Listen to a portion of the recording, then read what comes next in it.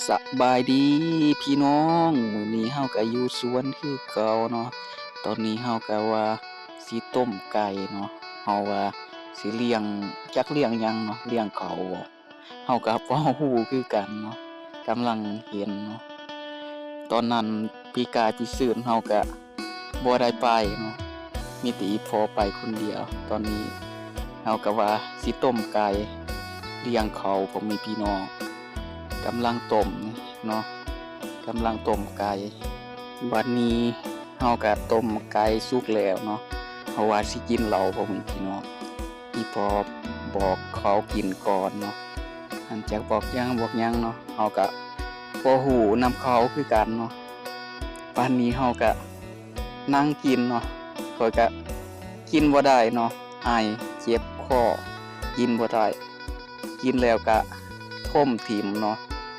หักหวานอยู่ดอกเหล่านี่เนาะหวานแซ่บเนาะเฮากินยานพิษเนาะเฮาไข้ไอเมิดคืนเนาะเฮาก็เลยกินแล้วทอกติ่มเนาะอีแม่ต้มไก่นี่ก็บ่สุกปานใดเนาะบ่สุกโอ้ต้มไก่เฮาก็กินเลยสุกบ่สุกเฮาก็กินเลยเนาะต้มบ่เฮิงเนาะ10-20นาทีเนาะต้มกินเหล้าต่อบัดนี้เนาะกินเหล้าก็บ่ได้โอ้เสียดายเหล้าเนาะบ้านเฮากินได้นี่บ่มีเหล้าให้เนาะโอ้เสียดายเฮาสิลองชิมเหล้าน้อยหนึ่งเนาะกึกหนึ่ง2กึกเนาะกับพิษอายพ่อแม่พี่น้อง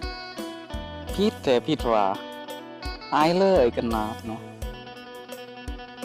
อายพี่ลึกกินเหล้าให้เฮาลองกินกึกหนึ่งเนาะหวานเหล้านี่หวานคักหวานแน่เนาะหวานจนอยากกินโลดละเนาะกันเฮาบ่อายเฮาเซาไข่นี่โอ้ขนาดกินแซ่บอยู่ดอกเนาะสุดยอดอยู่ดอกเหล้าเมายอดเหล้านี่แซ่บหวานเนาะเหล้าอันนี้ผู้ใดได้กินมาสุดยอดแล้วนั้นเนาะเฮาว่าสิโต่งเอาไว้เนาะกินอยู่บ้านให้ก็กินอยู่บ้านเรานี่ก็แซ่บสมควรเนาะคลิปนี้ขอจบเพียงนี้เลยเด้อพี่น้องขอกดไลค์กดแชร์ให้เด้อบ๊ายบาย